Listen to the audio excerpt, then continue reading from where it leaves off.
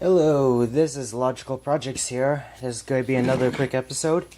And this time, I'm talking about the headlight motor. And on my Z, the headlight motor had an issue with going down. It can go up, but it will refuse to go down. And there's an indicator on the dash. Not dash. There's a indicator on the button saying that the headlight's having trouble going down. So we always left it up when I parked the car.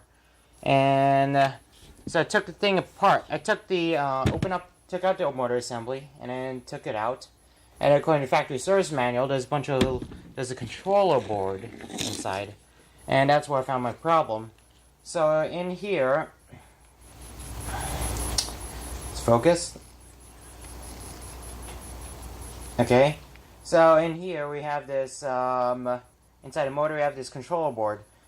It's controller board, quote unquote, because it's basically relay, bunch of diodes, and then these two guys here. This is the apparently automatic circuit breaker.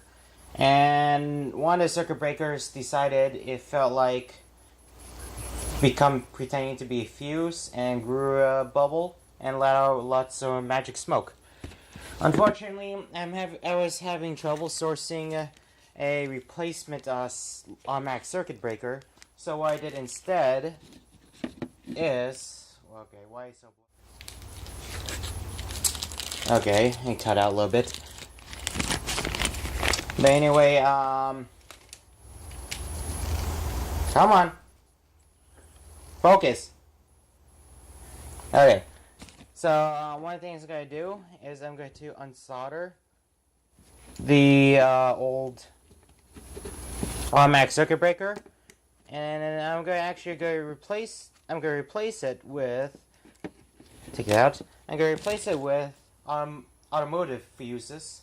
I'm going to start with 4 amp, put it back together, and see if that blows, then I go up until it stops blowing the fuse, or I burn something out. Okay, let's see now. Come on. Okay, so I finished replacing the bad component with the fuse, and I tested the headlight motor, and it works perfectly. Goes up and down as intended, and there's no light on the car saying that there's a motor malfunction. So what I did is there's this offended component here, and you can see that bubble thing or that hole. I desoldered it because it's kind of useless, and then the issue is the microfuse, automotive microfuse, does not fit in that socket that the old automatic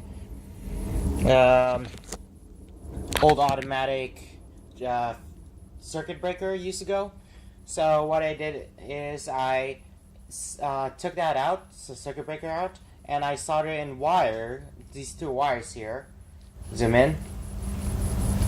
So I soldered in these two wires here, and then I soldered in this ran this fuse here, and space is kind of tight, but I'm still mostly able to close the cover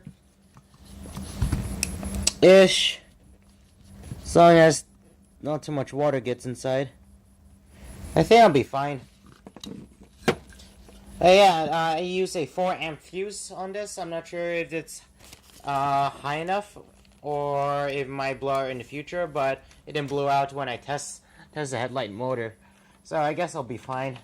So if it is Z31 and your headlights motor is not working right, you don't have to replace the whole motor assembly, which is around, I think, $40-$60 refurbished, or go to a scrapyard and steal a motor assembly. Instead, you could attempt to repair your own, because most likely the motor's not out, but it's just that the control board went out. There's only just a relay in here, that automatic circuit breaker, and that bunch of diodes. Those are really easy to check and very easy to replace. A local electronics store would have one, like Radio Shack, which is now gone, but or some alternative. But yeah, these logical projects. Well, pop-up headlights work now.